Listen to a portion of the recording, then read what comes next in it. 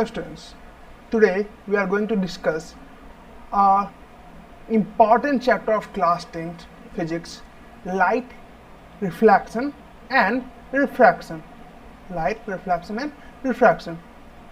In this chapter we will discuss about the reflection of light, the refraction of light, image formation, usage of mirrors.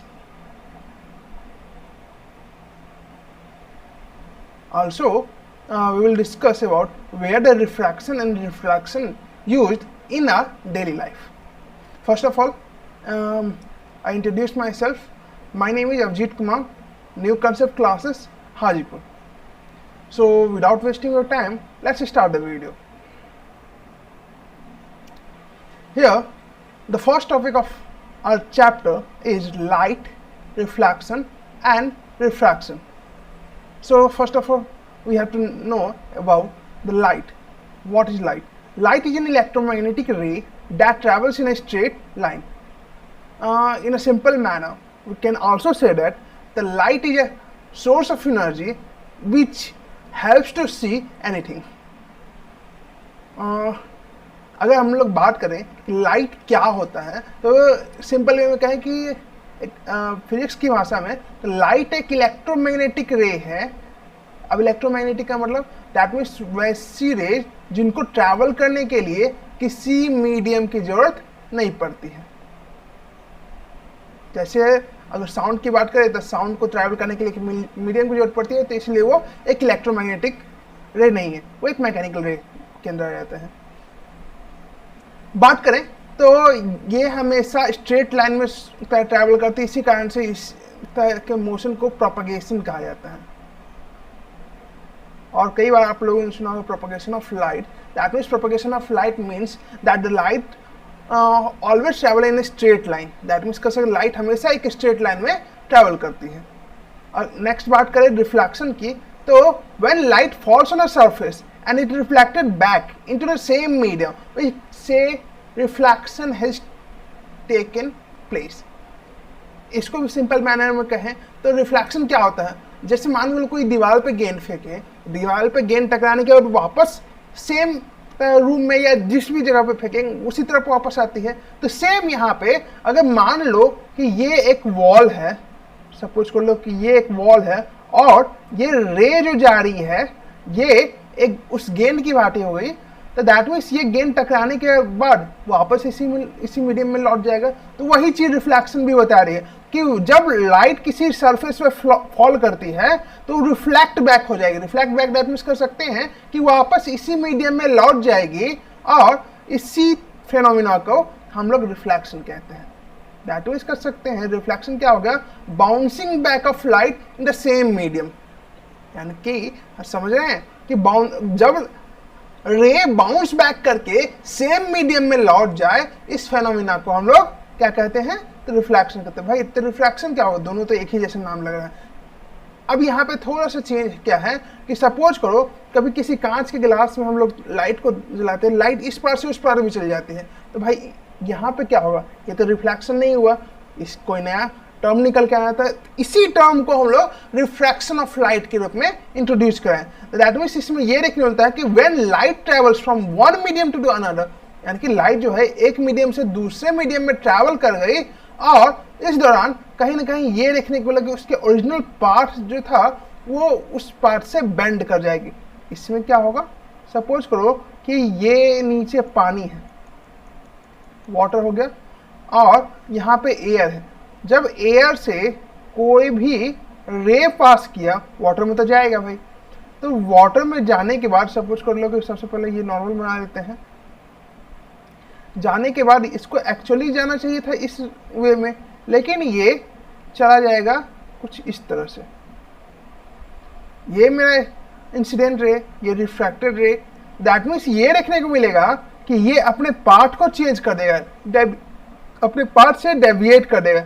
या तो normal की तरफ भागेगा अब towards normal, या away from normal, यानी कि इससे दूर भागेगा.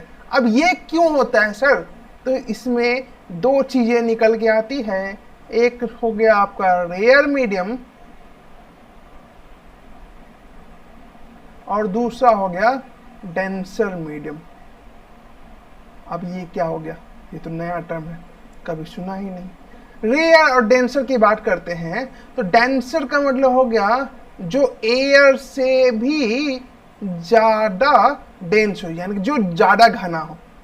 अब पानी की बात करें और हवा की बात करें तो ज्यादा फ्रिक्शन कहाँ लगेगा, ज्यादा फोर्स कहाँ लगाना पड़ेगा भाई, इसमें लगाना पड़ेगा। ज्यादा डेंस कौन है, ये है, इसके पार्टिकल्स काफी नजदीक है। ये सारी चीजें हम लोग 9th में पढ़ चुके हैं। तो दैट मीन्स वाटर जो हो गया वो इसके मुकाबले ज्यादा डेंस है। तो इस जगह पे हम लोग कह देंगे कि एयर हो गया मेरा रेयर मीडियम, ये हो गया मेरा डेंसर मीडियम। अब यहीं से अगर मान लो वाटर से कांच में जा रहा है, भाई ये तो अभी तक डेंसर ना, लेकिन कांच के लिए एंड दैट मीन्स ग्लास के लिए ये वाटर जो हो जाएगा वो क्या हो जाएगा, रेयर मीडियम, और कांच जो हो जाएगा वो डेंसर मीडियम। अब इस चीज को सर जानेंगे कैसे, और आगे जब पढ़ेंगे तो इसके लिए एक वर्ड निकल के आता है जिसको कहते हैं हम लोग रिफ्रैक्टिव इंडेक्स। अभी हम लोग RI से नोट कर लेते हैं, इसको कहते हैं रिफ्रैक्टिव इंडेक्स, और इसको स्मॉल n से डिनोट किया जाता है। तो इसे बताया गया कि जिस चीज का रिफ्रैक्टिव इंडेक्स 1 हो उसको यूनिवर्सल रेयर मीडियम माना जाता है। दैट मीन्स कर सकते हैं वो क्या हो गया, वही वैक्यूम हो गया। वैक्यूम तो यूनिवर्सल रेयर मीडियम, उससे ज़्यादा रेयर तो कुछ हो नहीं सकता है। अर्थ की बात करें तो एयर भी यूनिवर्सल रेयर मीडियम में आता है, क्योंकि वैक्यूम के बाद सबसे ज़्यादा लाइट ट्रैवल करता है किसी मीडियम में तो एयर में ट्रैवल करता है। वैक्यूम में तकरीबन 3 × 10⁸ मीटर पर सेकेंड है, और अगर एयर में बात करें तो 2.99 × 10⁸ मीटर पर सेकेंड है। ये निकल के आ गया। तो दैट मीन्स पहला कॉन्सेप्ट जो था कि रिफ्लेक्शन क्या होता है, रिफ्रैक्शन क्या होता है, इसमें मेरे हिसाब से कोई डाउट नहीं होना चाहिए। अगर फिर भी डाउट हो तो कमेंट सेक्शन में आप लोग कमेंट जरूर करिएगा। नेक्स्ट है terms related to the refraction of light. अब रिफ्लेक्शन और रिफ्रैक्शन ऑफ लाइट में क्या क्या टर्म्स देखने को मिलते हैं। बेसिकली यहाँ पर रिफ्रैक्शन लिखा हुआ है। अभी स्टार्टिंग में हम लोग रिफ्लेक्शन की ही बात करते थे, यहाँ पे आप लोग रिफ्लेक्शन की को ही समझ के चलेंगे। रिफ्रैक्शन लिखा हुआ है, ये रिफ्लेक्शन ही होगा। अब बात करते हैं यहाँ पे incident ray, reflected ray, normal और एंगल ऑफ इंसिडेंस, और एक और होता है एंगल ऑफ रिफ्लेक्शन।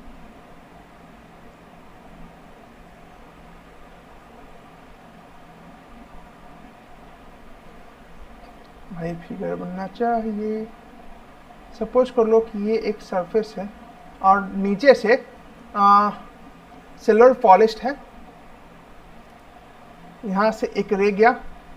सपोज करो इस ये जो पॉइंट हो गया, इस पॉइंट को हम लोग O मान लिए। ये किसी सोर्स से आ रहा है। सपोज कर लो ये सूरज है, भाई ये सूरज दिख जा,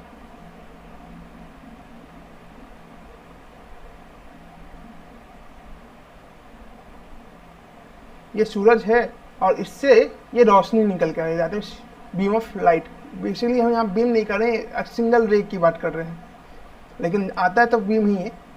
तो यहाँ पे जिस भी पॉइंट पे ये टकराएगा इस सरफेस पे, वहाँ से एक परपेंडिकुलर ड्रॉ होगा,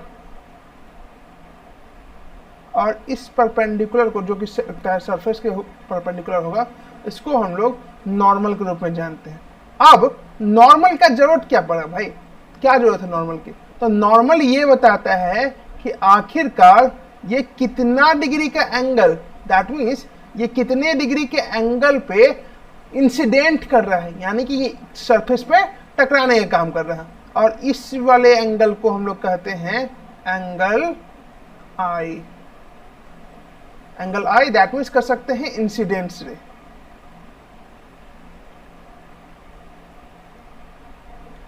इसके बाद यहाँ से फिर से ये गया, यार ये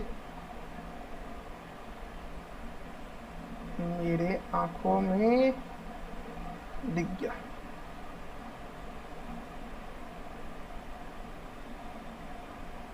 दैट मीन्स हम यहाँ पे अब इसको देख पा रहे हैं। यहाँ पर रिफ्रैक्शन होकर गया मेरे आंखों में और ये देखने को मिला कि आखिरकार ये क्या हो गया, ये क्या है, और इसी चीज को हम लोग एंगल आर, उसको एंगल आर यानी कि एंगल ऑफ रिफ्लेक्शन के रूप में डिनोट किए। अब एक चीज निकल के आता है कि इस दोनों की जरूरत क्या पड़ी, तो ये बताता है कि जिस भी अगर रिफ्लेक्शन हो रहा है और रिफ्लेक्शन में भी रेगुलर रिफ्लेक्शन हो रहा है, तो ये देखने को मिलेगा जिस एंगल पे ये आएगी, दैट मींस इंसिडेंट रे आएगी, सेम उसी एंगल पे ये रिफ्लेक्ट हो जाएगी। अब ये एंगल डिसाइड कौन करेगा, तो एंगल डिसाइड कौन करता है, तो ये perpendicular to the surface which is known as normal, यानी कि नॉर्मल इन दोनों के बीच के एंगल्स को डिसाइड करने का काम करता है। और जितना डिग्री का एंगल ये इंसिडेंट रे पे बनेगा, सेम उतना ही डिग्री का एंगल रिफ्लेक्टेड रे पे भी बनेगा। यानी कह सकते हैं कि एंगल ऑफ इंसिडेंस और एंगल ऑफ रिफ्लेक्शन सेम होगा। अब आगे बात करते हैं। ऑब्जेक्ट जो हो गया, it is a thing that forms an image on the screen, यानी कह सकते हैं कि ये एक ऐसी चीज हो गई जिसका इमेज किसी स्क्रीन पे फॉर्म होता है, उसी चीज को हम लोग ऑब्जेक्ट कहते हैं। इमेज की बात करें तो इमेज क्या हो गया कि किसी भी ऑब्जेक्ट का जब किसी स्क्रीन पे इमेज दिखाई देता है या उसका उसकी दे सकता है जेरोक्स समझ लो एक तरह से, तो इस चीज को हम लोग इमेज के फॉर्म में कहते हैं। दैट मींस कर सकते हैं रिफ्लेक्शन होने के बाद जिस स्क्रीन पे वो दिखाई दे ऑब्जेक्ट के रेज टकराएंगे, वहां पे वो इमेज फॉर्म होगा। वर्चुअल इमेज और रियल इमेज दो चीजें इंपॉर्टेंट है। अक्सर लोगों को कंफ्यूजन होता है यार वर्चुअल इमेज क्या होता है, तो सिंपल सी बात है, ऐसा इमेज जो कि स्क्रीन पे लाया जा सके वो रियल हो गया, और ऐसा इमेज जिसको नहीं लाया जा सकता किसी स्क्रीन पे। आप कहेंगे कि आईने में हम लोग देखते हैं फोटो, आईने में अगर हम लोग देख रहे हैं तो क्या वो रियल है या वर्चुअल है, तो हम लोग कहेंगे वर्चुअल है। क्यों? क्योंकि आईने से जैसे ही हटेंगे वो आईने में आपको जो इमेज था वो चला जाएगा। लेकिन जो पिक्चर वगैरह देखते हैं, जो कोई मूवी देख रहे हैं या कुछ मूवी सीन वगैरह हो गया, तो उस चीज को रिकॉर्ड करके हम आज भी देख सकते हैं, 5 साल बाद 2 साल बाद इसको देख सकते हैं और किसी भी स्क्रीन पे डिस्प्ले कर सकते हैं। तो दैट मींस वैसे इमेजेस को हम लोग रियल इमेजेस कहते हैं।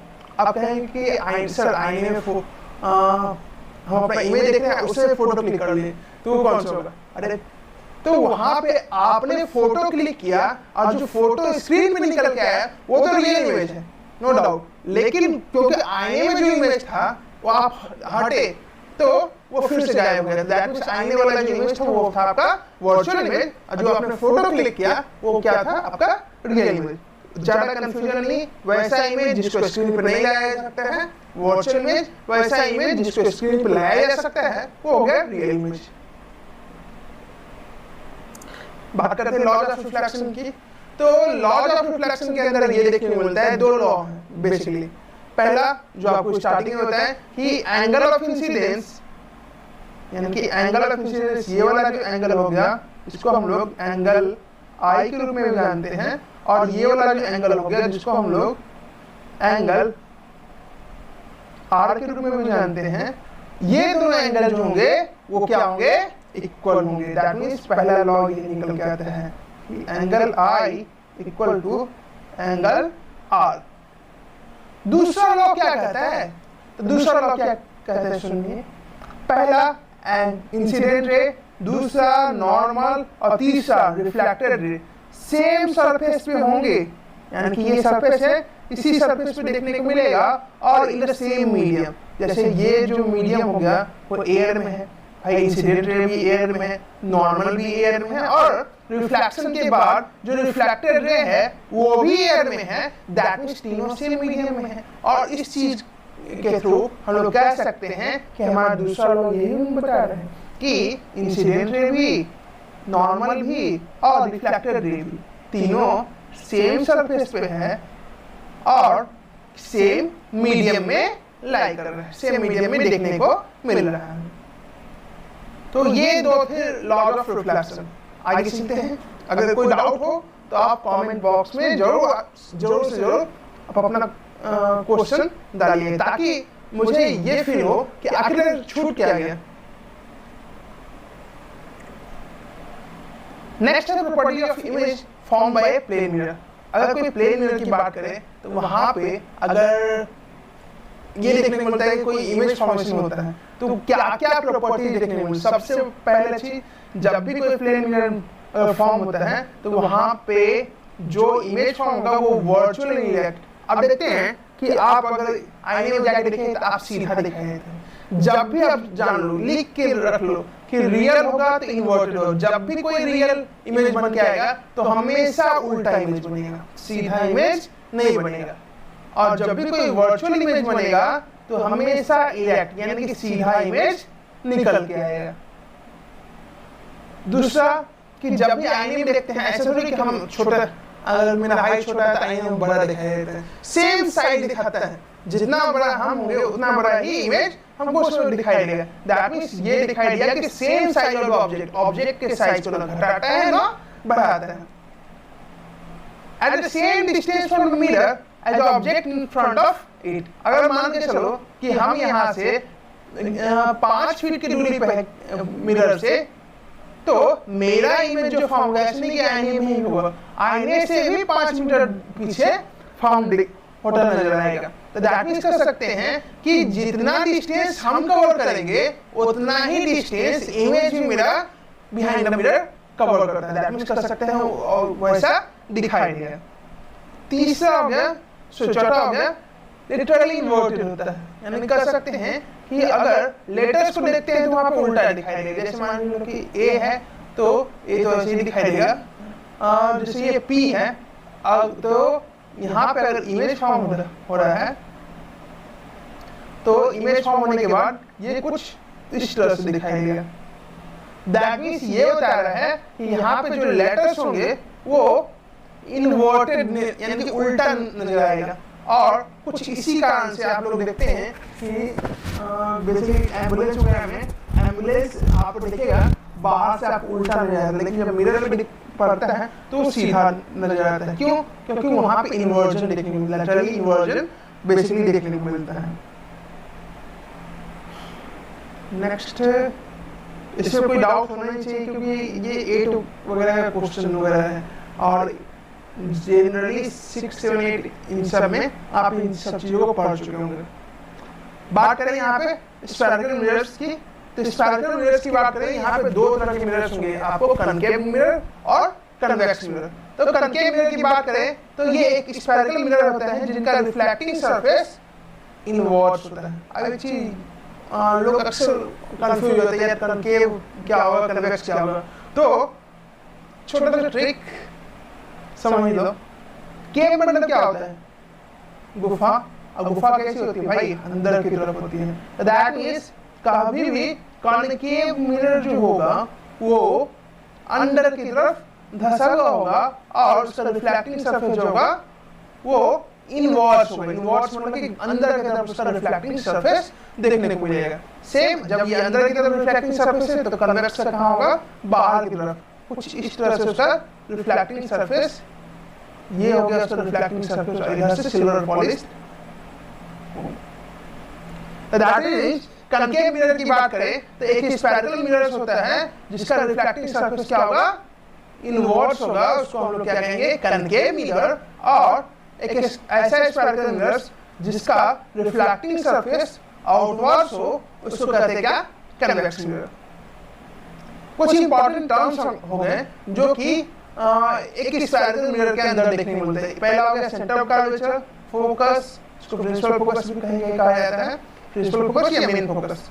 Next, principal axis, pole, focal length और रेडियस ऑफ कर्वेचर। सारे टर्म्स को धीरे धीरे जानते हैं। सबसे पहले बात करें centre of curvature. Centre of curvature क्या होगा? अगर मान के चलो कि कभी भी कोई मिरर फॉर्म होता है तो हमेशा एक स्फीयर के टुकड़े से बनता है। अब हम लोग पढ़ रहे हैं क्या? स्फेरिकल मिरर यानी कि स्फीयर से बनता होगा। दैट मींस जब भी कोई स्फीयर होगा तो उसका कोई ना कोई तो सेंटर होगा। मान लो ये सेंटर हुआ और जब इसको काटा गया तो काटने इक्वली काटेंगे तो यहाँ सेंटर से मिलेगा और एक तरफ क्या होगा कि इनवर्ड पेंटिंग कर दिए और दूसरी तरफ आउटवर्ड पेंट कर दिए। तो दैट मींस देखने को मिलता है कि यहाँ पे रिफ्लेक्टिंग सरफेस क्या हो गया, ये बाहर वाला हो गया और यहाँ पे रिफ्लेक्टिंग सरफेस अंदर वाला हो गया। और इस वाले मिरर को हम क्या कहेंगे, कनकेव मिरर, और इसको कहेंगे क्या, कॉन्वेक्स मिरर।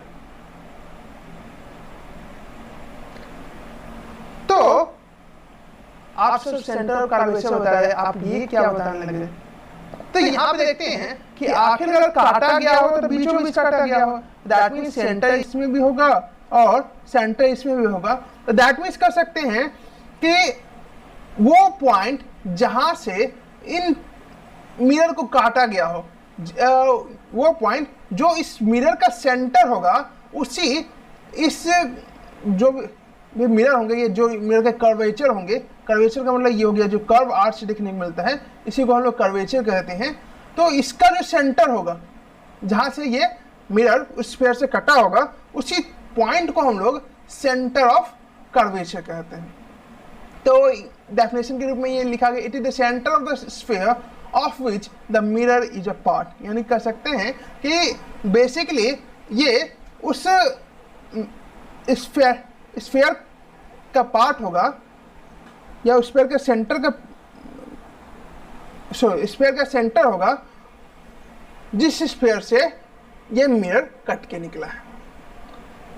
आगे बात करें कि रेडियस ऑफ कर्वेचर क्या होगा, तो दैट मीन्स रेडियस की बात करते हैं। रेडियस क्या होता है, सेंटर से लेकर जो सरकमफेरेंस होते हैं, या कह सकते हैं जो ये बाउंड्री होता है, इसके बीच का डिस्टेंस। अभी भी वही कह रहे हैं, तो दैट मीन्स कहें कि सेंटर ऑफ कर्वेचर से लेकर पोल के बीच के डिस्टेंस को हम लोग क्या कहते हैं, radius of curvature. That means simple word में कहें कि किसी भी ये मिरर के सेंटर से लेकर पोल के बीच के डिस्टेंस को हम लोग रेडियस ऑफ कर्वेचर कहेंगे। और दूसरे वर्ड में कहें, जो भी स्फीयर से हम लोग इस मिरर को काटे हैं, उस स्फीयर का जो रेडियस होगा उसी को हम लोग रेडियस ऑफ कर्वेचर कहते हैं। नेक्स्ट है पोल। पोल क्या हो गया कि जो भी स्फेरिकल मिरर कटा है, दैट मीन्स जो भी स्फेरिकल मिरर को काटा गया है उसका जो सेंटर होगा, दैट मीन्स अब तो ये मिरर कट के निकल के आ गया, और इसका बीचों बीच जो मिड पॉइंट होगा, उस पॉइंट को हम लोग मानते हैं क्या, पोल। जहां से कोई भी रे अगर गुजरा जाए तो वो डेविएट नहीं करेगी। ये इंपॉर्टेंट पॉइंट है कि पोल से अगर डायरेक्टली स्ट्रेट सेंटर से होते हुए पोल की तरफ कोई लाइन ले जाया जाए तो वो डेविएट नहीं करेगा, वापस उसी लाइन पे लौट जाएगा, लेकिन डेविएट नहीं करेगा। बात करें प्रिंसिपल एक्सिस की, तो ये एक स्ट्रेट लाइन होता है, या इमेजिनरी लाइन की बात करें, स्ट्रेट लाइन निकल के आता है जो सेंटर से पोल की तरफ जाती है। दैट मीन्स सेंटर से पोल को जोड़ने वाली एक इमेजिनरी स्ट्रेट लाइन को हम लोग प्रिंसिपल एक्सिस के रूप में कहते हैं। आई होप यहां तक आपको कोई डाउट ना हो। ये हो गया आपका कुछ फिगर आउट करते हैं। इसमें बात करते हैं सबसे पहले कनकेव मिरर की। तो कनकेव मिरर में देखते हैं ये एक स्फीयर था जिससे काटा गया, और ये उसका एक सेंटर हो गया। दैट मीन्स कर सकते हैं ये सेंटर जो हो गया, ये एक कर्वेचर का भी सेंटर होगा, और इसी सेंटर को हम लोग सेंटर ऑफ कर्वेचर के रूप में जानते हैं। सेंटर ऑफ कर्वेचर से पोल के बीच की डिस्टेंस, यहाँ पे भी देख रहे हैं वही डिस्टेंस है, तो उसी को हम लोग रेडियस माने, और इसी को हम लोग रेडियस ऑफ कर्वेचर मानते हैं। नेक्स्ट पोल हो गया इस पूरे मिरर का मिड पॉइंट, पूरे मिरर का मिड पॉइंट, इसको हम लोग पोल कहते हैं। ये जो हो गया प्रिंसिपल एक्सिस, दैट मीन्स कर सकते हैं ये सेंटर ऑफ कर्वेचर से होते हुए पोल के बीच में एक इमेजिनरी स्ट्रेट लाइन खींचा जाता है, और इसी को हम लोग प्रिंसिपल एक्सिस कहते हैं। सेम यही चीज इधर भी है, पोल ये भी सेम चीज है, सेंटर ऑफ कर्वेचर भी है। अब एक चीज और निकल के आता है कि सर फोकस कहाँ गया, तो आपने तो फोकस ही बताया था, तो फोकस कैसे निकालेंगे, तो यहाँ पे कहते हैं कि अगर कोई straight line, that means straight line principal axis के पैरेलल आए, प्रिंसिपल एक्सिस के पैरेलल आए, और मिरर पर टकराने के बाद, यानी कि स्ट्राइक करने के बाद, जहां से भी प्रिंसिपल एक्सिस को काटते हुए रिफ्लेक्ट करेगी तो उस पॉइंट को, जो भी प्रिंसिपल एक्सिस पे जो पॉइंट होगा उसको हम लोग एफ के रूप में नोट करते हैं और इसी को हम लोग फोकस कहते हैं। दैट मीन्स इस पॉइंट को हम लोग फोकस के रूप में डिनोट करेंगे। एक चीज और बच गया सर, फोकल लेंथ। तो फोकल लेंथ कुछ नहीं है, फोकस से पोल के बीच के डिस्टेंस को हम लोग फोकल लेंथ कहते हैं। इसको हम लोग स्मॉल एफ से डिनोट करते हैं। और एक चीज और निकल के आता है कि भाई ये इसका मिड पॉइंट है, तो दैट मीन्स कर सकते हैं कि कहने वाला ये हो गया कि 2f यानी कि 2f इक्वल टू r होता है। सिंपल वे में कहा जाए कि फोकल लेंथ को दोगुना कर दिया जाए तो रेडियस ऑफ कर्वेचर के बराबर आता है, रेडियस ऑफ कर्वेचर के बराबर निकल के आएगा। ये एक छोटा सा रिलेशन है, ज़्यादा इसमें भी सोचने की बात नहीं है। नेक्स्ट है focus and focal length of A spherical mirror. वही, ये तो आपको अभी बता ही चुके हैं कि आखिरकार फोकल लेंथ क्या होता है, फोकस का कैसे निकाला जाता है। जो भी रे प्रिंसिपल एक्सिस के पैरेलल जाएगी वो टकराने के बाद फोकस से ही गुजरेगी, तो दैट मीन्स जो इस पॉइंट पे ये गुजर रहा है प्रिंसिपल एक्सिस पे, उस पॉइंट को हम लोग एफ के रूप में कर लिया और उस पॉइंट को हम लोग फोकस मान ली। फोकस हो, प्रिंसिपल फोकस हो, मेन फोकस हो, तीन अलग अलग बुक में तीन अलग अलग नाम दिया गया है। फोकस से बीच पोल के बीच की दूरी को हम लोग स्मॉल एफ यानी कि फोकल लेंथ के रूप में डिनोट करते हैं।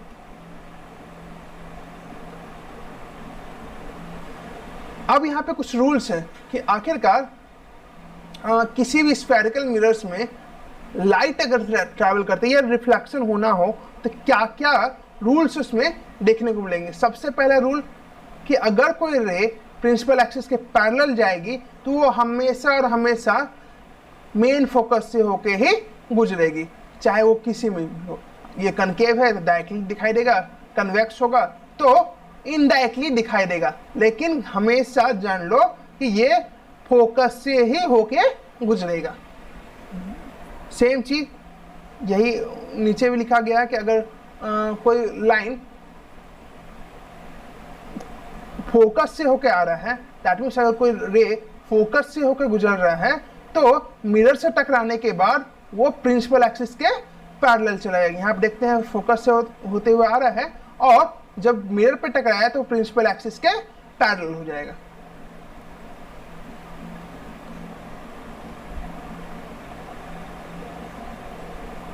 इसमें हाँ सही है। अब बात करें यहाँ पे, अगर कोई रे centre of curvature, that mean centre of curvature से होकर जाती है और मिरर पर टकराएगी तो वो वापस उसी पे लौट जाएगी, इसका कहीं डेविएशन देखने को नहीं मिलेगा। जैसे आएगी सेंटर ऑफ कर्वेचर पे, सेम पाथवे पे वो वापस भी चली जाएगी, चाहे कनकेव में हो या कन्वेक्स में हो। कन्वेक्स में है कि इमेजिनरी लाइन में दिखाई देगा, लेकिन कनकेव में डायरेक्टली देखने को मिलता है। नेक्स्ट है कि अगर कोई रे पोल पे डायरेक्टली इंक्लाइन करती है, यानी कि पोल पे डायरेक्टली वहां पे आपको देखने को मिलेगा क्या, इंसिडेंट करती है, तो जिस एंगल पे ये इंसिडेंट करेगी सेम एंगल पे वहां पे रिफ्लेक्ट भी कर जाएगी। दैट मीन्स एंगल आई पे अगर इंसिडेंट करती है तो एंगल आर पर रिफ्लेक्ट कर जाएगी, और where angle i and angle r value is equal, यानी कि एंगल आई और एंगल आर का वैल्यू जो होगा वो इक्वल होगा। ये कनकेव में भी और कन्वेक्स में भी। अगर कोई डाउट होगा तो वीडियो के कमेंट बॉक्स में आप डाउट को डाल सकते हैं। नेक्स्ट हो गया, लेकिन अब यहाँ पे अगर इमेज फॉर्मेशन की बात करें, बेसिकली हम लोग कनकेव मिरर की बात करें तो 6 अलग अलग फॉर्मेशन देखने को मिलेंगे। इसके लिए आपको नेक्स्ट वीडियो का इंतजार करना पड़ेगा, और हम लोग जब नेक्स्ट वीडियो में आएंगे तो हम लोग इमेज फॉर्मेशन और इसके एप्लीकेशन के बारे में पढ़ेंगे, यानी कि कहाँ कहाँ इन दोनों मिरर्स का यूज करते हैं। सो अगर आपको ये वीडियो अच्छा लगा होगा या ये कंटेंट आपको यूजफुल नजर आया तो प्लीज से like, share and subscribe the video, and also press the bell icon, यानी कि बेल आइकन को भी दबा दीजिए और नोटिफिकेशन को ऑल पे सेट कर दीजिए, ताकि हमारे जितने भी रिलेटेड वीडियोज होंगे वो आपको इजीली मिलते रहें। So thank you for the class.